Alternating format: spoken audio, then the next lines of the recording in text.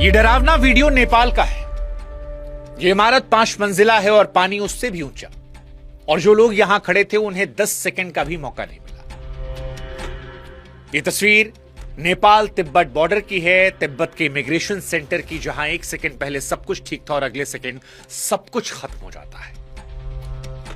ये तबाही जो आज नेपाल ने झेली, इसे पूरी दुनिया ने आज देखा, और जब देखा तो दुनिया की रूह कांप गई, क्योंकि तिब्बत से निकला सैलाब नेपाल को रौंदता हुआ गुजरा है। हिंदुस्तान इसको लेकर इसलिए व्यथित है क्योंकि नेपाल के साथ साथ इसमें हमारे भी 105 लोग लापता हैं। वो लोग जो भोलेनाथ के दर्शन करने कैलाश जा रहे थे, अब उनके घरों का फोन नहीं लग रहा। 30 से ज्यादा जवान थाने समेत बह गए हैं। जो बचाने वाले थे वो खुद लापता है। 60 मजदूर सुरंग के अंदर थे और सुरंग के मुंह पर पूरी की पूरी नदी आ गई। बांध टूटा, हेलीकॉप्टर बचाने पहुंचा था, लेकिन खाली लौटना पड़ा क्योंकि उतारने के लिए जमीन ही नहीं बची थी। और ये पानी रुका नहीं है, ये गंडक बनकर बिहार आ रहा है। 8 जिले अलर्ट पर हैं। लेकिन अगर आपको लगता है कि सबसे ज्यादा खौफ इन तस्वीरों का है, तो आप गलत हैं, क्योंकि सबसे ज्यादा खौफ लापरवाही का है। 13 महीने पहले इसी नदी में यही तबाही आई थी, जांच हुई थी, रिपोर्ट बनी थी। उस रिपोर्ट में लिखा था कि यह दोबारा होगा, लेकिन शायद सब कुछ रिपोर्ट में ही फाइल हो गया। और उसके बाद कुदरत ने वो दिखाया जिसका अंदेशा उसने पहले दिया था। इसलिए कुदरत का सरप्राइज नहीं है।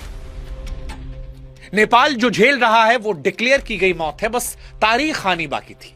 और इसीलिए आज सवाल नेपाल की इस त्रासदी को लेकर है कि जब सब कुछ पता था तो सैकड़ों जिंदगियां उस रास्ते पर किसने छोड़ी?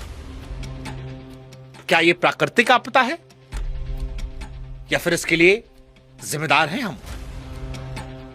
नमस्कार, मैं हूं शुभांकर मिश्रा और आज नेपाल के लिए सारी दुनिया दुआएं कर रही है। लेकिन दुआओं के साथ साथ आज हम ये समझेंगे कि यह पानी आया कहां से। 13 महीने पहले जब वार्निंग दी गई थी तो फिर उससे सबक क्यों नहीं लिया गया? 26 अगस्त बुधवार सुबह करीब 8:30 बजे तिब्बत की तरफ से लिंदे नदी में कुछ होता है, गड़गड़ाहट। चश्मदीद बताते हैं कि ऐसी आवाज आई जैसे ज्वालामुखी फटा हो, और ये नदी नीचे आकर कहलाती है भोटे कोशी। वहां से चली तो सीधे उस दरवाजे पर पहुंची जहां से नेपाल चीन का सारा व्यापार गुजरता है। फिर वहीं पर बॉर्डर पर वो दरवाजा जहां से भोलेनाथ के यात्री तिब्बत में घुसते हैं, कैलाश जाते हैं।